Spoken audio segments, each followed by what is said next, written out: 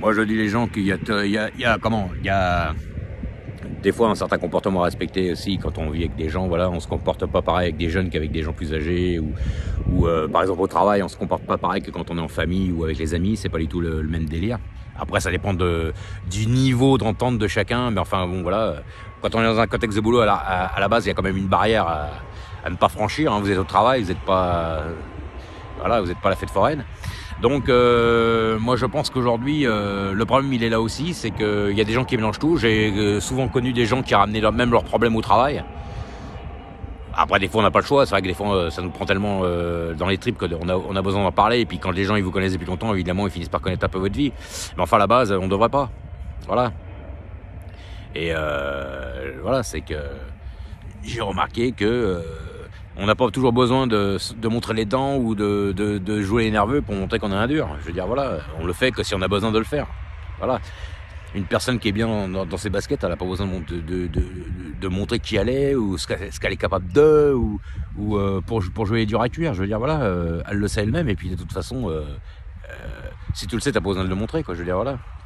Donc aujourd'hui, il est là le problème. Il y a besoin de validation dans tous les sens. Et c'est pour ça, comme je disais, j'ai entendu ça dans des vidéos des mecs qui en parlent. Ils sont un peu plus experts voilà. Moi, je parle de l'équilibre parce que voilà, j'ai eu beaucoup d'expérience dans ce niveau-là, donc je sais de quoi je parle. Mais beaucoup d'équilibre et beaucoup de déséquilibre. J'ai eu beaucoup de déséquilibre dans ma vie à un certain moment, surtout pour le sport. J'en faisais trop, j'étais fatigué, machin. J'ai eu pas mal de déséquilibre et voilà. Et le but pour moi, c'est de le retrouver. Donc je sais à peu près de quoi je parle. Voilà. Donc je peux me permettre d'en parler un minimum. Mais je veux dire, voilà, il y a des sujets que je maîtrise un peu moins et il y a des gens qui en parlent sur les réseaux. Et puis de toute façon, c'est le but de leur vidéo, donc je les laisse en parler mieux que moi. Mais je veux dire, pour moi, ils ont tout à fait raison. Voilà, et les gens ils ont besoin de validation. Les gens ils cherchent validation. Voilà. C'est pas parce que vous allez parler, vous allez voir un jeune, vous allez parler wesh ma gueule, bien ou bien, ça va ma gueule, ça va ma ganache et tout, que ça y est, voilà, c'est pas parce que vous êtes, vous faites partie de, ça c'est de la, voilà, c'est de la représentation. Je veux dire, voilà, c'est, ou alors vous avez des potes, ils ont tous des tatouages, vous vous sentez obligé de vous faire un tatouage parce que c'est vos potes, pour dire voilà j'ai une appartenance. Ah non, de toute façon une appartenance on en a tous une plus ou moins, c'est logique. Mais je veux dire voilà, on n'a pas besoin de le montrer quand on sait qui on est. C'est comme on voit tout le temps dans toutes les vidéos, moi je rigole des fois quand je vois ça, parce que la plupart des vidéos, dans toutes les vidéos, les Scandinaves, ou ceux qui aiment le côté scandinave, l'époque viking, tout ça, comme je parle souvent, à l'époque il y a 1200 ans en arrière. Hein. Nous aujourd'hui on est plutôt des néo-vikings, les vikings d'aujourd'hui. C'est-à-dire les Normands quoi. Mais je veux dire voilà, moi ça me fait marrer parce que les mecs ils sont tatoués des pieds à la tête. Hein, ils ont des gros signes d'Odin sur les bras, tout ça. Bon, après, c'est bien, c'est beau, ok. Mais je suis pas convaincu qu'à l'époque, les Vikings, ils avaient des tatouages comme ça. On n'a pas besoin de montrer à ce point-là qu'on est là-dedans. Je veux dire, voilà. Si vous le savez dans votre âme, à l'intérieur de vous, comment vous êtes, qui vous êtes, on n'a pas besoin de le mettre en avant toutes les 5 minutes. On en parle un peu, voilà, comme ça, c'est tout, mais voilà. Bon, quand je parle de ça, c'est parce que je fais une différence un peu parce que le monde a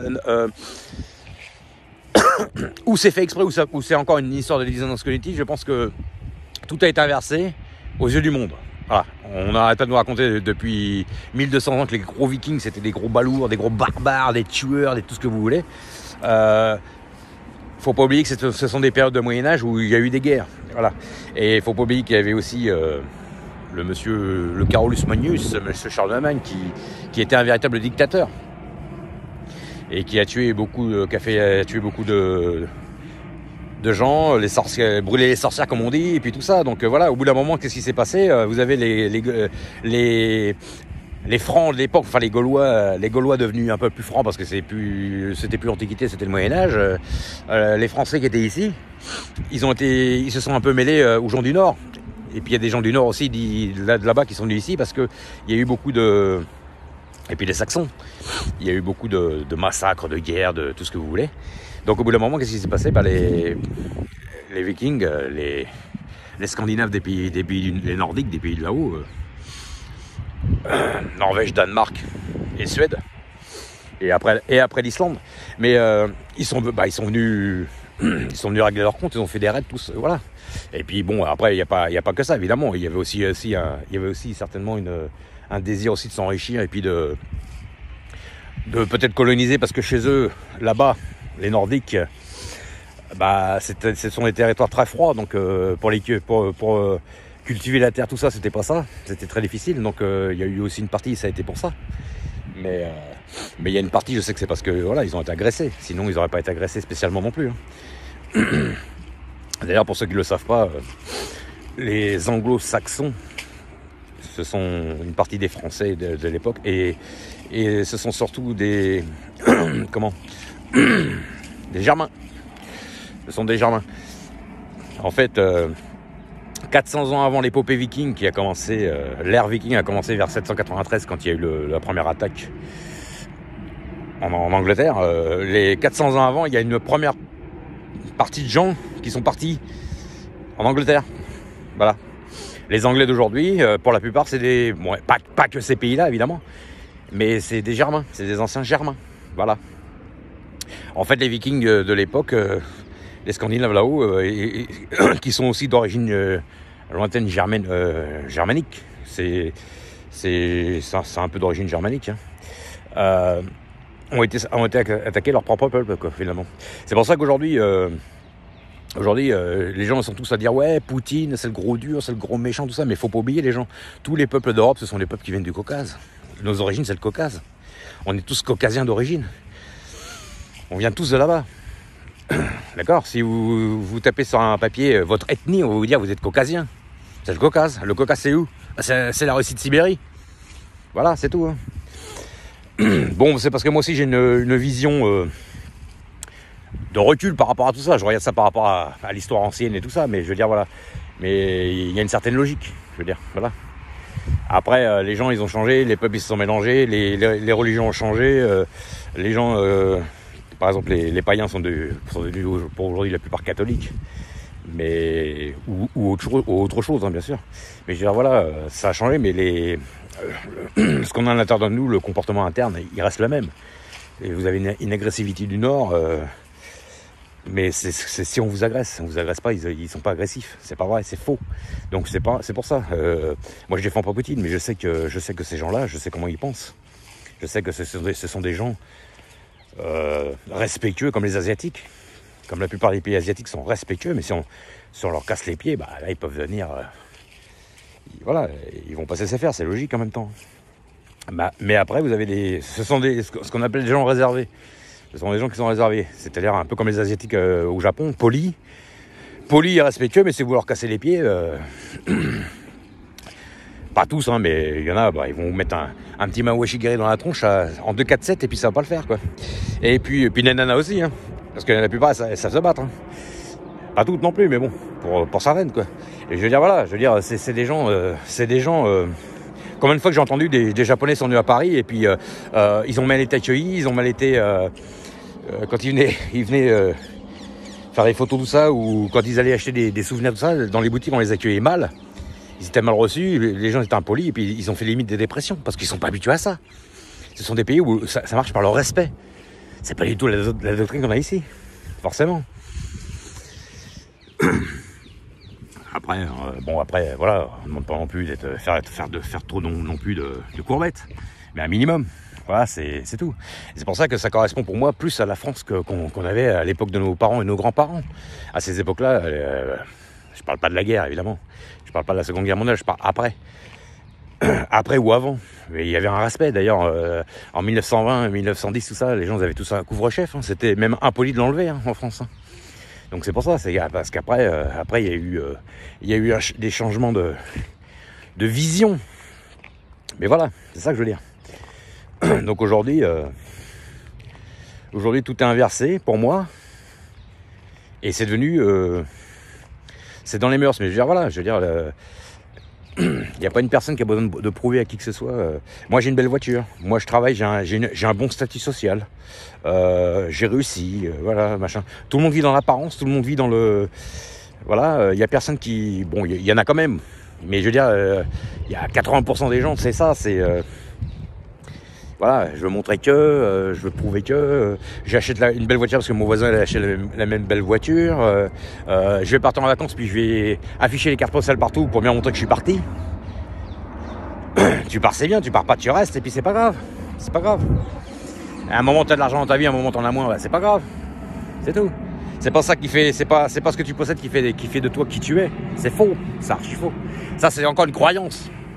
Je dirais même des croyances limitantes, hein, parce que si les gens s'arrêtent au matériel, le côté humain, ça veut dire qu'il n'est pas pris en considération. Donc voilà.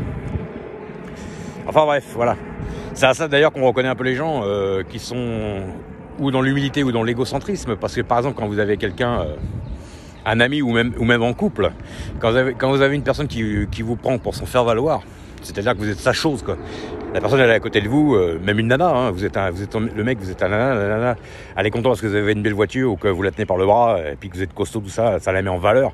Il y en a, c'est juste pour ça, hein. C'est ce qu'on appelle entre guillemets les michetons, hein, pour moi. Et puis vous avez la femme, elle, qui a des vrais sentiments, voilà. Et elle est avec vous pour ce que vous êtes, pas ce que vous possédez. L'idéal, c'est d'être un peu dans les deux. Voilà, parce que par la force des choses, quand vous êtes avec quelqu'un, évidemment, elle a aussi ce que vous possédez et vous avez aussi ce qu'elle possède, logiquement. Mais bon. Enfin voilà, je me comprends. Mais voilà, une personne qui vous passe en priorité par rapport à tout le reste, c'est une personne qui est vraiment fiable. Et puis une personne qui vous passe après. Bon, évidemment, on peut pas toujours passer les autres avant nous non plus. Il faut aussi penser un peu à soi. Mais quand c'est constamment, c'est de l'ego. Hein, c'est pas de l'humilité. Donc voilà. Et aujourd'hui, voilà, c'est pour ça que la plupart des mecs dans les vidéos ils parlent de ça, que les meufs, la plupart elles sont seules aujourd'hui, et puis les mecs aussi, parce que, enfin, pas tous bien sûr, mais enfin c'est de plus en plus le cas. Plus personne n'a confiance en personne parce qu'il y a ça qui rentre en ligne de compte beaucoup. Aujourd'hui c'est beaucoup ça. Il faut avoir un gros statut social, il faut avoir un gros revenu, il faut avoir des standards très très très très élevés pour plaire à quelqu'un, aussi bien un homme qu'une femme, hein.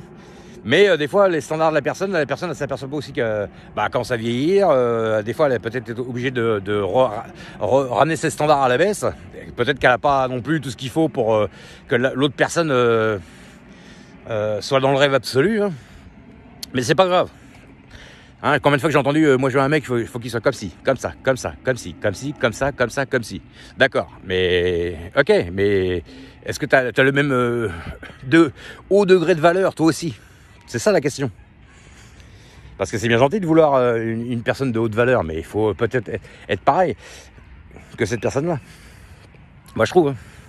Ou alors remets tes prétentions un peu à la baisse. Voilà. Et il y a ça, c'est ça. La plupart des gens, ou alors vous entendez, moi à tel âge j'aurai ça, à tel âge j'aurai des enfants, à tel âge je vivrai là. D'accord, mais ça se passe pas toujours comme ça. Il faut encore retrouver la bonne personne. Voilà. Donc moi je dis que des fois, faut laisser faire un peu les choses aussi, quoi. Donc voilà, allez, à plus tard les gens. Moi je trouve qu'aujourd'hui les gens... c'est un peu comme dans le monde aujourd'hui, on n'a pas besoin de toujours une nana ou un mec, il n'a pas besoin de toujours de montrer qu'il est plus beau, qu'il est plus fort, qu'il est plus... On peut aussi montrer un côté un peu plus normal, hein, comme dans la vie de tous les jours. On s'habille pas toujours en costume cravate, hein. Souvent on est en survêt, en jean ou voilà. Dans la vie de tous les jours, il y a la vie mondaine où on fait de la fête, où on est en soirée, où on s'habille classe, et puis vous avez le moment où c'est la vie de tous les jours. On n'a pas besoin de toujours montrer que voilà, on est le number one ou la number one. Moi je trouve que c'est un peu ridicule. Ça enlève de l'authenticité pour moi je trouve. Voilà. Et le problème il est là aujourd'hui. Voilà, c'est à 70% tourné dans l'ego et 30% du reste c'est dans l'humilité, moi je trouve.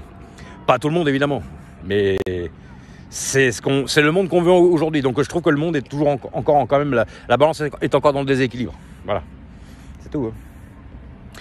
Et puis une dernière chose, on ne peut pas se séparer de l'ego et on ne peut pas se séparer de l'humilité. Ça marche ensemble. Ou si ça marche séparé, de toute façon on ne peut pas on ne peut pas éteindre un côté par rapport à l'autre, c'est pas possible, il faut un équilibre, il y aura toujours besoin d'un équilibre, c'est impossible. Ça ne sert à rien de combattre le mal il sera toujours là. Ça sert à rien pour celui qui est du côté un peu plus du mal, ça sert à rien de combattre les gens trop gentils, trop bien, on en a besoin aussi, ils sont toujours là. Le tout c'est de trouver un équilibre, dans la mesure des possibles. Voilà, plus tard, ciao.